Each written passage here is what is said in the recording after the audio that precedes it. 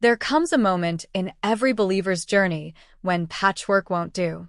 You can't disciple the flesh. You can't reform the old man. You must bury him. The Apostle Paul declared in Romans 6 verse 6 KJV, knowing this, that our old man is crucified with him, that the body of sin might be destroyed. Not remodeled, not tolerated, but destroyed.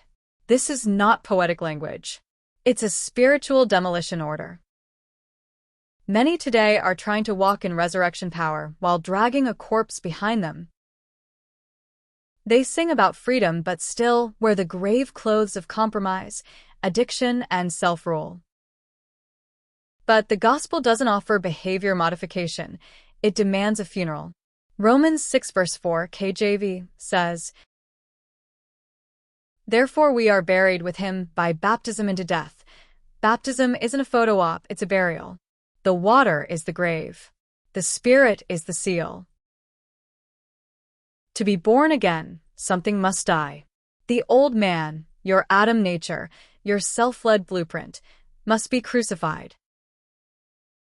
The grave is not the end. It's the doorway to resurrection. So grab the shovel, dig deep, and bury the old man.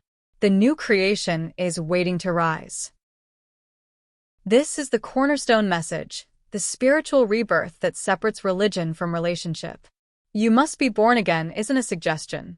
It's a divine requirement spoken by Jesus himself in John 3 verse 3. It's not behavior modification, it's spiritual regeneration. You don't become born again by cleaning up your act. It's not about joining a church, singing better, or behaving morally. It's a supernatural rebirth. Your spirit comes alive by the Holy Spirit.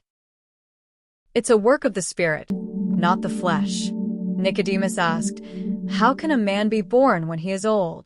Jesus replied, "That which is born of the flesh is flesh, and that which is born of the Spirit is spirit." John 3 verse 6.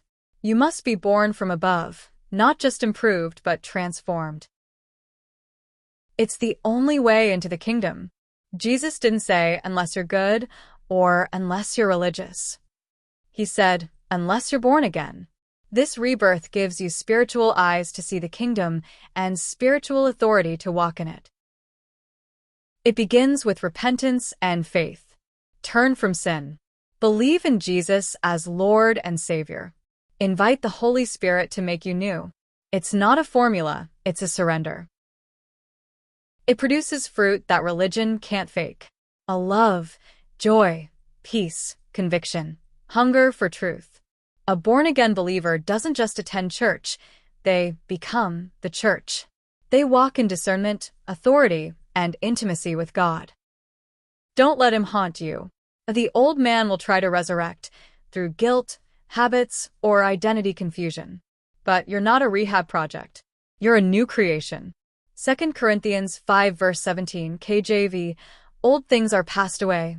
Behold, all things are become new.